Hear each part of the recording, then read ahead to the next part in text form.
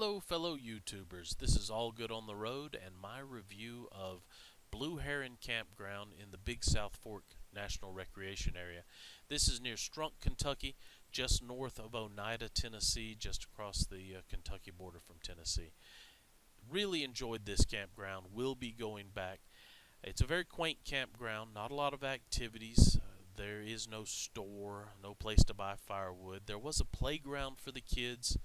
It has showers, bathrooms, dump stations, water and electric at every campsite. You can see the campground host here at site number 6 as you drive into the park. It was really well maintained, just a beautiful place to walk in the evenings with the dogs. Yeah, we'll be going back here.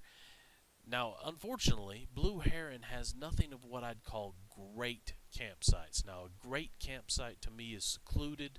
I'm not backed into someone else's campsite, and I'm not on top of someone on my campsite side. I'm not staring at someone else's campsite. But there are some good campsites here, and I'll point out a few of those to you.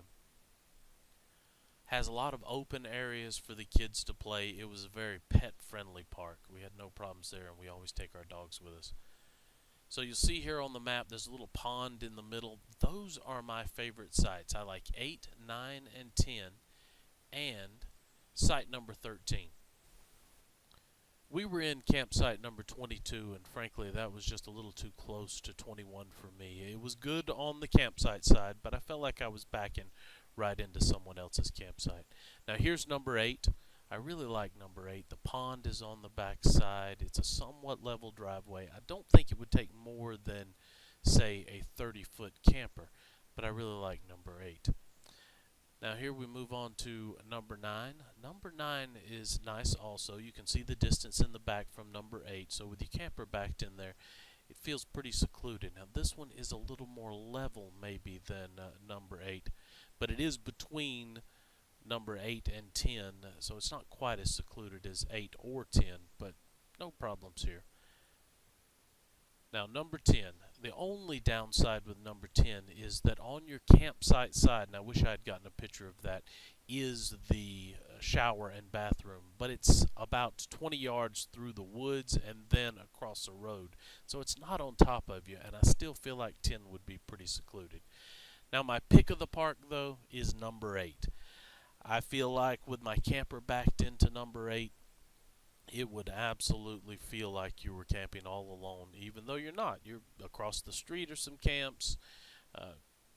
The campground host is just a few away, but with that pond in the background and my camper parked there, I really feel like this would feel like a secluded campsite. And when I go back, I'm going to try out number 8.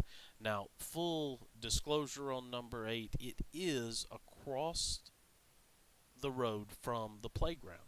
So if you don't like the sound of children, I mean, that certainly doesn't bother us, but if it would bother you, you might not want to be in number 8. And if you have kids, you might like number 8. They're right across the street. It is also about 150 yards, I think, from the dump station. Now, my camper would be parked here on number 8, and I wouldn't see the dump station at all. I think it's far enough away that you wouldn't smell it or anything like that. But something to consider if you don't want to be within sight of the dump station, or if your camper is not going to block your view of that, maybe not pick number 8. But I like it. I think it's my pick of the park. Now you'll see if you do have kids, you might like campsite 42. Now 30 through 45 are unfortunately pretty much out in a field. But at campsite 42, the front of your campsite is basically the playground. So if you had kids, you could let them play in the playground, sit in your chairs, you'd be set. That's a pretty nice place if you want to let your kids come play in the playground. Now, my backup site at this park is campsite number 13. It is a beautiful campsite. You have nobody on the back side of you. Well, you have someone behind you, but on the campsite side, it's completely secluded. Now, the problem with 13, unfortunately, is there's a trail that connects campsite 7 and 13 and goes next to this little pond.